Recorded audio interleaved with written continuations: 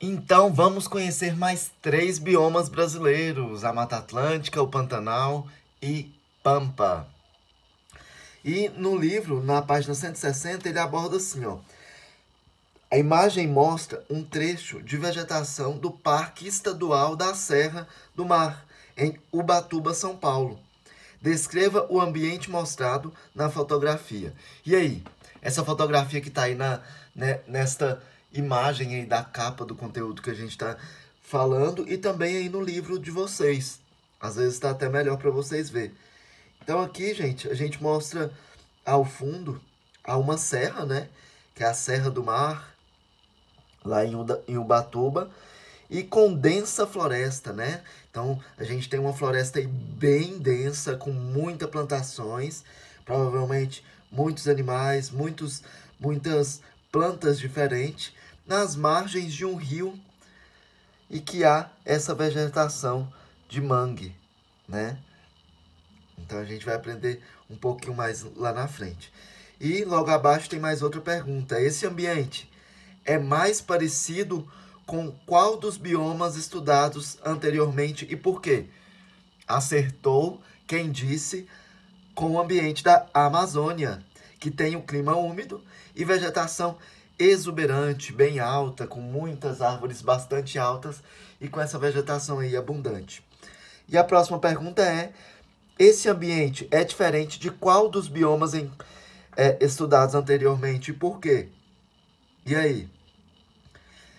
Ele é mais diferente com a Caatinga, gente, que se caracteriza pelo clima seco, diferente daí que é um clima úmido, e pela vegetação que é bastante escassa, tem bem pouca vegetação, certinho?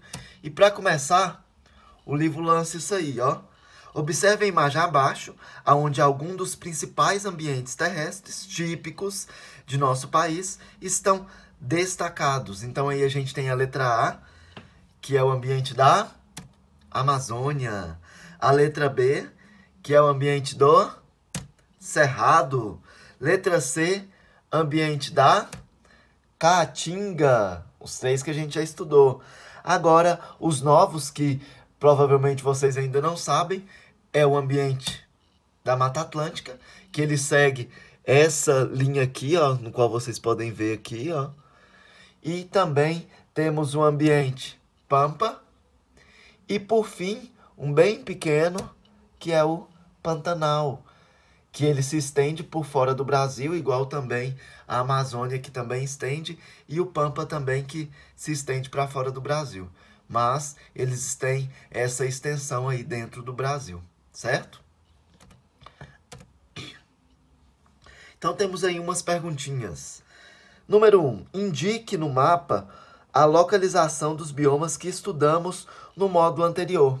Então, para quem prestou atenção e para quem sabe, estudamos o bioma Amazônia, Cerrado e Caatinga, correto? Número 2. Agora, acrescente o nome dos biomas que vamos estudar neste módulo e siga estas dicas. Temos aí Mata Atlântica, próximo ao litoral brasileiro, ao lado da Caatinga e do Cerrado. Temos o Pampa, que é extremo sul do país, abaixo da Mata Atlântica, e temos também o Pantanal, que é abaixo da Amazônia, no extremo do oeste do país. Isso aí era para ter feito ele antes de colocar lá no mapa, e vocês iriam ter feito assim, mas sem problema. E agora a gente vai bater um papozinho aqui, ó. Número 3. Você acha que encontramos os mesmos tipos de seres vivos em todos esses ambientes? E aí, o que vocês acham? Acertou quem disse não, pois cada ambiente, pessoal, desses tem diferentes características climáticas e também de solos. Mas, professor, quer dizer que todos os animais que existem no Cerrado, nenhum pode ocorrer em outros ambientes? Não, gente. Tem os animais específicos que são só daquela área, mas também existem animais que ocorrem em todos os ambientes, né? Existem aves que ocorrem em todos os ambientes. Então, Para resumir, existem animais que só vivem naquele local, mas também existem animais que vivem em todos os outros ambientes, correto? Letra número 4. Quantos animais diferentes você consegue identificar nessa imagem e quais são eles? Olha, que legal de fazer isso. Então vamos lá, ó. Vamos lá. Lá na Amazônia, a gente consegue ver um animal, certo? O único animal que a gente consegue ver é a arara vermelha, linda e maravilhosa. Essa arara é linda. Depois a gente tem o cerrado. No cerrado, eu consigo ver aqui, ó, o tamanduá e também o lobo-guará. Lindo e maravilhoso, né? Já a caatinga, a gente consegue ver a onça-parda e o tatu-bola. Na Mata Atlântica, a gente vê a saíra de sete cores. É um animal extremamente lindo, gente. Vocês não têm noção desse passarinho. Eu já vi ele. Ele é muito lindo. E também temos o mico-leão dourado, que, se eu não me engano, ele também está em extinção. No Pantanal, a gente consegue ver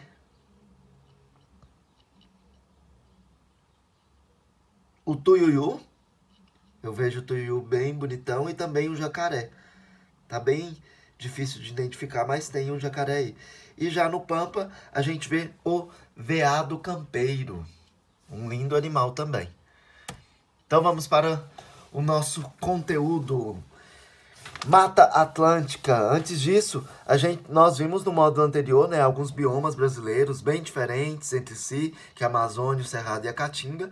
E um ambiente com são ambientes com exuberantes e densas florestas, outros com campos e árvores retorcidas, e um terceiro ambiente, que é seco e quente, com cacto e espinhos, que são folhas modificadas, que a gente havia falado. A partir de agora, vamos conhecer outros 3 biomas. O primeiro, a Mata Atlântica. A Mata Atlântica, pessoal, ela ocupava quase todo o litoral brasileiro. Veja abaixo a extensão original desse bioma, e observe umas paisagens típicas. Então aqui a gente consegue ver, ó, toda essa parte verdinha. Deixa eu só colocar o infravermelho aqui para vocês verem. Toda essa parte verdinha aqui, até uma partezinha do cerrado aqui, ó, do Goiás, aliás, tem uma parte que tem requisito de Mata Atlântica. E aqui a gente consegue ver a imagem que consegue descrever essa paisagem. Então, aí abaixo tem uma questão aí, ó, pra gente discutir entre a gente. Descreva a vegetação da imagem. Então, o que a gente consegue ver, né? A gente consegue ver uma floresta tropical da Mata Atlântica e que são compostas de espécies de diferentes portes. Portes que eu falo é tamanhos, né? De diferentes tamanhos. Ainda que as árvores se sobressaem, nota-se na imagem uma grande quantidade de espécies arbustivas, né? Que são as árvores. Tem várias árvores lá. Já na 2, você imagina que esse seja um ambiente seco ou úmido? E aí, o que vocês imaginam? É um ambiente totalmente úmido. Por quê? Porque existe floresta com vegetação abundante, crescem em locais com bastante umidade e que essa umidade é bem elevada. A Mata Atlântica, pessoal, ela inclui desde florestas densas e úmidas que ocorrem junto ao litoral brasileiro até as matas de araucárias, encontradas na região de climas frios. Os manguezais, eles também fazem parte desse bioma, encontra-se em beiras-mar. Então, aqui a gente vê na Mata Atlântica com araucárias, no Parque Nacional dos Aparados da Serra, no Rio Grande do Sul. E aqui também a gente vê a vegetação de mangues no Morro de São Paulo, em Cairu, tá? E a vegetação, ela é fechada, como vocês podem ver aí na mata, na imagem aí abaixo, a vegetação ela é bem fechada, constituída de árvores, plantas rasteiras e algumas plantas trepadeiras. Olha esse tronco de árvore aqui, ó, que está recoberto por essas plantas trepadeiras, e que essas plantas aí que são nativas daí, elas não fazem nenhum prejuízo ao meio ambiente lá, porque tem plantas que são trepadeiras que elas vão pegar a seiva lá daquela planta, tipo sugar a seiva dela e até matar ela. E essas aí não. Essas elas fazem um tipo de mutualismo, que uma precisa da outra para sobreviver. Então elas vivem bastante harmonia nesse local. Uma das espécies é as bromélias, as orquídeas e as demais plantas que vivem sobre outras espécies que são chamadas de epífitas. Então essas plantas trepadeiras que vivem em cima de troncos, elas são chamadas de plantas epífitas, tá? E o solo, ele é pobre, né? Ele possui um solo pobre em minerais, mas recebe muita matéria orgânica, porque abriga muitos animais, plantas e outros seres vivos. O relevo desse bioma, ele também é bastante variado, indo de áreas planas e próximas ao litoral e serra em regiões mais distantes do mar, beleza? E aí, pessoal, os animais da Mata Atlântica, quem são eles? Essas regiões de Mata Atlântica, eles têm um clima bastante úmido, né, como eu já havia falado, e com temperaturas elevadas durante a maior parte do ano. Isso favorece o crescimento de diferentes tipos de plantas, que abrigam uma diversidade enorme de animais, como o mico-leão dourado, o bicho-preguiça e também a jaguatirica, entre outros. Aqui tá alguns animais aí da Mata Atlântica, né? A gente tem a letra A, o bicho-preguiça, que ele é bem fofinho. A jaguatirica, que parece uma oncinha, mas ela é bem menor, um gatinho. O mico-leão dourado, espécie ameaçada de extinção. Borboletas, olha essa borboleta de seda azul, linda, e ela é bem grande, viu? O jacaré,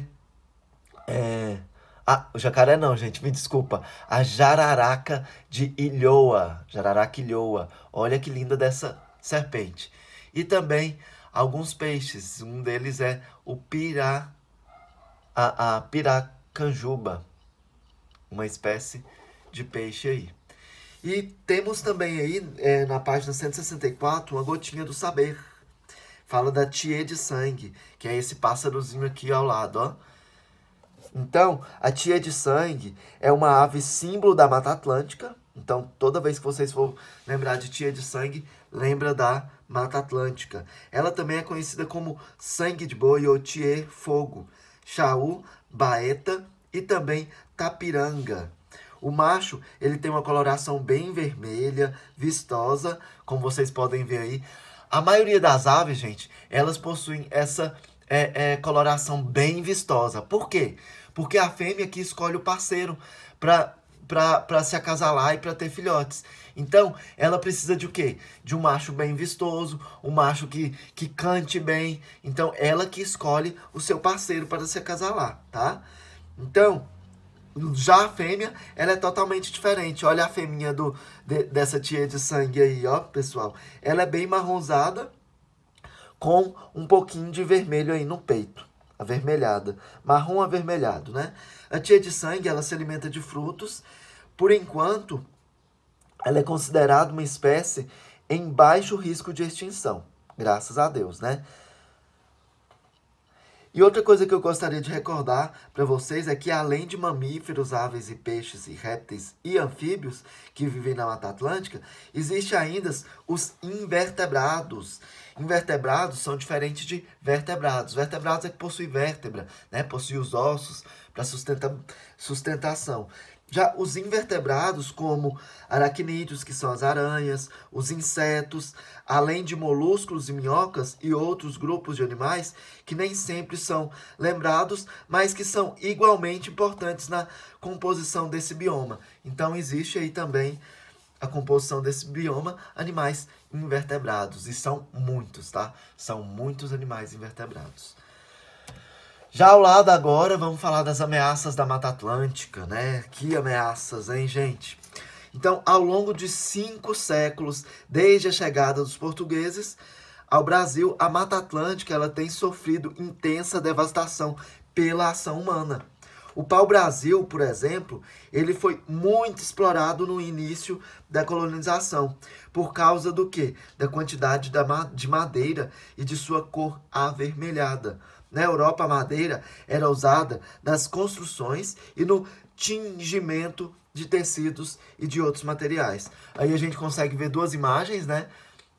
A imagem aí de uma árvore e a letra B do caule dessa árvore. Essa árvore é chamada de pau-brasil, em Piracicaba, São Paulo. Hoje resta apenas uma pequena parcela dessa árvore, dessas árvores que elas ocupavam praticamente todo o litoral brasileiro. Então, olha que triste, né?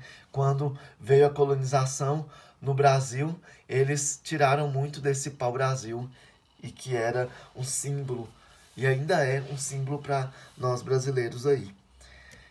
E além da exploração do pau-brasil, outros fatores ameaçaram a preservação desse bioma desde o início da colonização, como o desmatamento para o cultivo de cana-de-açúcar e também para a produção de café.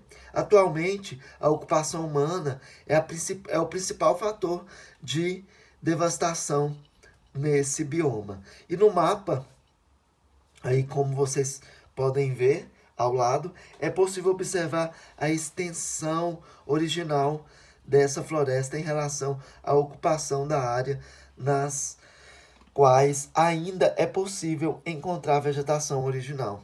Então, gente, a gente pode analisar aí no mapa que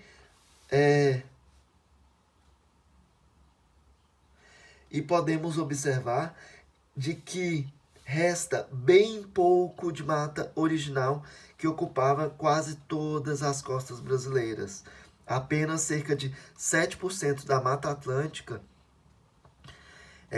e ela se estende até o Piauí e o Rio Grande do Sul, como vocês podem ver aí. Então, apenas 7% dela está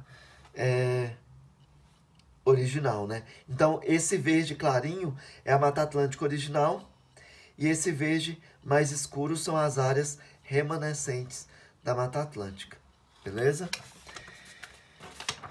E pulando lá para a página 168, já, depois que acabar isso aqui, eu vou pedir para vocês para que façam os exercícios, mas vamos passar aqui para a página 168. Vamos falar aqui do Pampa. O bioma Pampa é coberto por campos e se localiza no sul do Brasil, principalmente no estado do Rio Grande do Sul. O nome desse bioma ele vem de uma palavra de origem indígena, Quechua, que significa região plana. Então aí a gente pode ver aqui uma região bem plana, com alguns animais que são gado, um fazendeiro, né? Vemos também alguns outros animais aqui ao lado, certo? E vamos à questão. Tem aí uma questão. O que você observa na fotografia que destaca a paisagem do Pampa? Então aí a gente destaca a ausência de floresta ou a quantidade significativa de árvores com predominância de gramínea, certo? E já o 2, pense nos outros biomas que você estudou. Escreva abaixo uma diferença entre o Pampa e um deles. Então, isso aí é uma resposta pessoal, mas uma das diferenças é que não há presença de floresta, como na Amazônia e na Mata Atlântica. Também não apresenta a quantidade de árvores que há no Cerrado, contudo, apresenta cobertura vegetal mais verde que a Caatinga, certo? Então, eu quero aproveitar o momento e perguntar para vocês se o fato de estar no extremo sul do país tem influência nesse bioma leve. Então, pessoal, a gente consegue analisar, e já foi falado muito, é que em todos esses biomas, as estações do ano elas são bem marcantes. Umas com inverno de baixa temperatura, como é no Pampa, e essa característica tem um efeito naquele ambiente, né? Então, a gente tem um inverno bem frio e um verão bem quente. E aqui também a gente consegue analisar, né, o tamanho que é esse bioma e a paisagem que compõe ele aqui. Mas o Pampa, ele não é formado apenas de plantas rasteiras, sementes e gramas. Ao longo dos rios, próximo às margens, podem ser encontrados árvores de maior porte. Também na área com plantas e portes arbustivos. No total, são mais de 3.000 espécies de plantas conhecidas e muitas delas só existem naquela região, sendo chamadas de plantas endêmicas. Então, as plantas que só ocorrem naquela região e não ocorrem em outra região e não ocorrem em qualquer outro bioma, só ocorrem nesse bioma, é chamado de plantas endêmicas. A mesma coisa a gente fala quando é animal, quando aquele animal só ocorre naquele local. Ele é um animal endêmico. Então, qualquer indivíduo que estiver em qualquer local e que ele só ocorre naquele local e que não ocorre em outro, ele é chamado de um indivíduo endêmico. E algumas plantas que normalmente ocorrem nesses biomas são capim dos pampas, babosa do campo e amendoim nativo. O solo do Pampa, pessoal, ele é um solo bem fértil, destacando-se as regiões com o solo do tipo terra roxa. Então, se destaca naquela região o solo do tipo terra roxa e que são utilizadas para a atividade agrícola, como as plantações de uva, arroz, irrigado, milho e soja. A formação de campos para as pastagens do gado é muito comum nesse bioma, que apresenta relevo extremamente plano. Então aí a gente pode ver um gado, né, um solo fértil que dá origem a gramíneas que alimentam, que servem de alimentos para o gado. E nessa região ela existe a figura típica dos gaúchos do campo, que é aquele que lida com as criações e que segue as tradições do local. Deve ter gaúchos aí na turma, né? E que se identificou com o que eu estou falando aqui.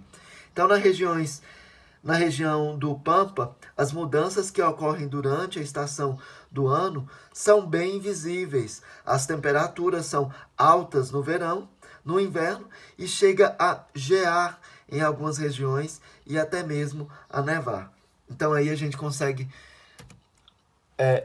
ver também, eu não coloquei aí no slide, mas a gente vê no livro. A primeira imagem, que é a paisagem de um capim do Pampa, em Itaará, Rio Grande do Sul, e ao lado um exemplar da babosa do campo, encontrado no Jardim Botânico de São Paulo. Animais do Pampa.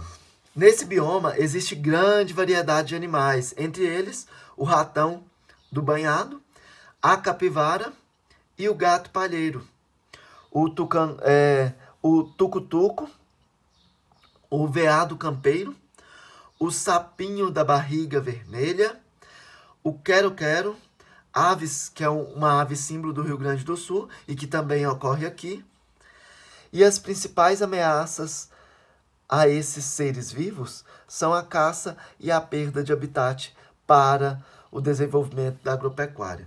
Então aí a gente tem a figura A, que a gente tem o ratão do banhado. Olha que animal, eu nunca vi esse bicho, mas interessante. O gato palheiro, esse animal, ele é lindo. A gente tem o quero-quero, né, que é uma ave típica de lá e que a gente conhece ela aqui também. O sapinho da barriga vermelha, olha que lindo.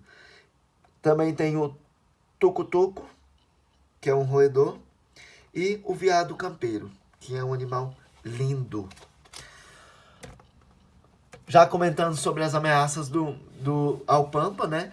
É o segundo menor bioma brasileiro. Ele é menor que o Pantanal, que é o próximo que a gente vai estudar. E também é o segundo mais devastado, comparado com o tamanho dele, né? Atualmente, restam apenas cerca de 30% da sua vegetação original, embora a criação de gado seja a principal atividade econômica da região e a prática da monocultura, que é o cultivo de um único tipo de planta. A gente vê aí que é uma plantação de arroz nessa imagem aí. E é uma intensa área de pampa. Destaca-se a lavoura, além do arroz, a de soja também. Além disso, pessoal, a gente tem aí uma outra ameaça, que é o plantio de florestas de eucalipto nas regiões de Campos, que também ameaça esse bioma, pois o eucalipto ele impede o desenvolvimento de outras plantas no seu entorno e logo é derrubado para a produção de papel. Então, às vezes vocês me questionam, professor, mas o eucalipto não é árvore? Se a gente está plantando uma árvore, então a gente está preservando. Sim, gente, a gente pode estar até preservando, mas o eucalipto não é uma árvore nativa aqui do Brasil. E quando a gente traz uma planta que é exótica, que não ocorre aqui no Brasil, a gente tem altas consequências. Igual, essa planta, ela tem uma inibição de onde nenhuma planta consegue desenvolver ao seu redor e com isso ela prejudica, né? Tem animais que às vezes poderiam se alimentar de outra planta que é nativa daquele local e que agora não existe mais, certo? Então, o Pampa, ele é um bioma típico do sul, na América do Sul, né? E é isso. Já o Pantanal, o último bioma a ser falado aqui com vocês. O Pantanal é um bioma exclusivamente brasileiro, localizado na região Centro-Sul, onde a gente consegue observar aí no mapa e a paisagem abaixo. A gente olha o tamanhozinho dele e olha como que é a região dele, né? Onde, como a gente consegue ver, é bastante alagada, né? Essa aqui são duas imagens, ó, do mesmo local. Paisagem do Pantanal na estação seca, essa aqui de baixo, e essa aqui na estação chuvosa, o mesmo local. Olha como é diferente, como o rio sobe, né?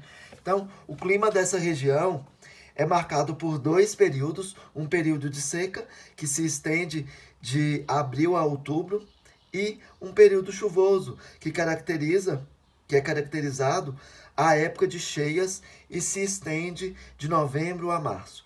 Durante a cheia dos rios, a maior parte da região, que é caracterizada pelo relevo plano, chamado de planície, fica alagada, formando pântanos. Então isso aqui, ó, a gente pode ser chamado de pântanos. E esse fenômeno é de extrema importância para a riqueza na flora e na fauna da região, pois nas águas trazem nutrientes para o solo, tornando o solo mais fértil. Então, olha a importância disso, né, gente?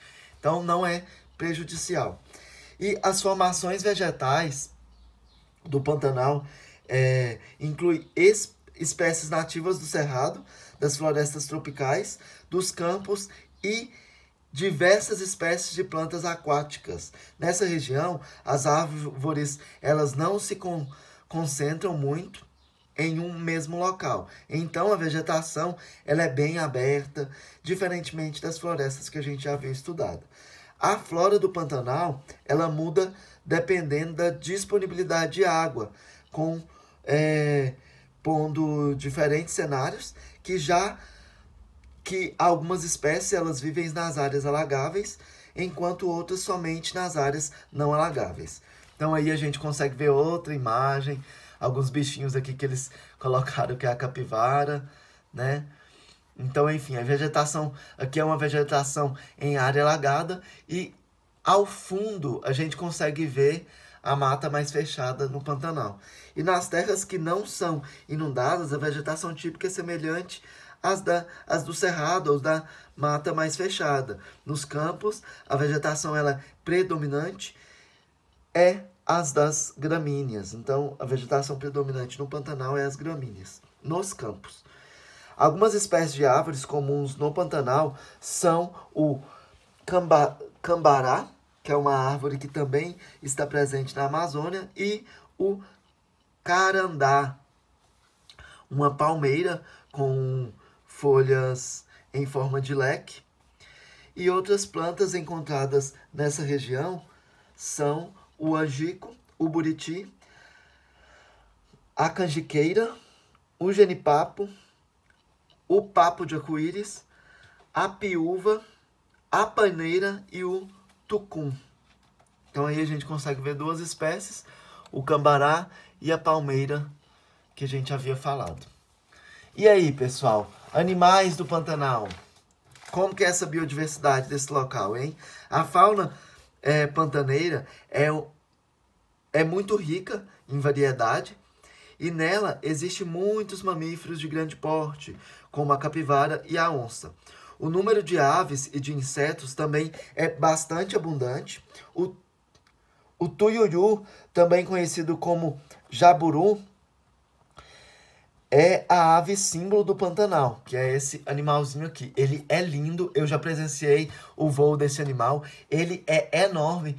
Ele com a asa aberta, ele chega a ter uma medição de quase 2 metros de comprimento com a asa aberta. Olha que animal lindo, gente. Vocês não têm noção.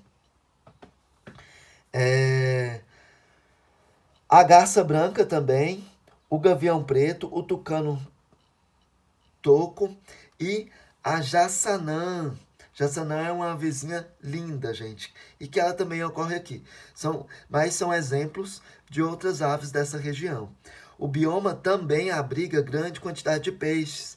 De acordo com os estudiosos, existem mais espécies de peixe no Pantanal do que em toda a Europa. Olha que interessante, gente. Esse é um dos fatores que permite a existência de tantas aves e outros animais na região do Pantanal, pois eles têm abundâncias e alimentos nas águas. Entre os peixes mais conhecidos da região estão as piranhas, o pacu e também o pintado. Gente, quando eu falo fauna, é o conjunto de animais, tá, gente? Então, quando eu falo fauna é vários animais que vivem naquele local, e quando eu falo flora, são as plantas daquele local. Aí a gente tem um exemplar que é a piranha, que é um dos peixes de água doce. Ele é um peixe carnívoro e típico do Pantanal. E aqui, uma espécie de mamífero, que é a ariranha. Assim como os outros animais pantaneiros, eles se alimentam de peixes dos rios da região. É um animal carnívoro. Os répteis, eles também são muito representativos no Pantanal, destacando-se entre os jacarés do Pantanal, o jacaré do Papo Amarelo, o lagarto conhecido como víbora do Pantanal e serpentes, surucucu do Pantanal, a tartaruga do Pantanal, entre outras. Aí a gente tem o lagarto, que é a víbora do Pantanal, e também temos o jacaré, que é o jacaré do Pantanal. E quais as ameaças desse bioma, hein, gente? O reino das águas, como o Pantanal é popularmente conhecido, é um dos biomas com maior biodiversidade no mundo. São cerca de 4,700 mil espécies de animais e de plantas, algumas delas encontradas somente no Brasil, e infelizmente esse também é um dos biomas menos... E infelizmente não, gente. Felizmente, né? Graças a Deus, esse é um dos biomas menos afetados, com cerca de 85% de cobertura vegetal original dele. Então, as principais ameaças desse bioma são as erosões do solo, que dá a prática da monocultura da soja e da cana-de-açúcar, a pecuária e a construção de barragens e também de hidrovias. A gente tem duas imagens aí, né? Uma mostrando um ambiente, a letra A aí, ó, tem dois ambientes diferentes na mesma imagem, um ambiente que não está desmatado e um outro ambiente que está desmatado, né? O desmatamento, a erosão do solo e a pecuária são as principais ameaças ao Pantanal. Então aí, primeiro, a vista aérea da região desmatada e, ao lado, a criação de gado no Pantanal. E por ser um enorme reservatório de água doce, com rica diversidade de fauna e flora, o Pantanal ele é considerado pela Organização das Nações Unidas para a Educação, Ciência e Cultura na Unesco, e um patrimônio natural mundial e de reserva da biosfera. Ok? E uma gotinha do saber só para a gente finalizar é que patrimônios naturais mundiais, além do Pantanal, a Floresta Amazônica, a Mata Atlântica, são alguns dos 170 patrimônios naturais da humanidade da Unesco, que é uma organização das Nações Unidas para a educação de ciências e a cultura. Esses ecossistemas, eles são formados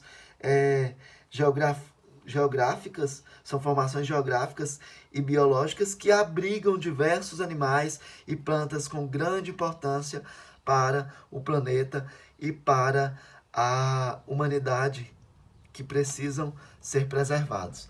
A gente tem um cerrado também que está lutando para ser um desses patrimônios. Se Deus quiser, futuramente vamos conseguir aí considerar o cerrado como um patrimônio da humanidade. E para finalizar, eu gostaria que vocês fizessem os exercícios da página 166, 167, 175 e 177, ok? E me entregar até o final do dia de hoje, sem falta, para que eu possa dar visto, ok? Um beijo e fiquem com Deus. Muito obrigado. Até a próxima.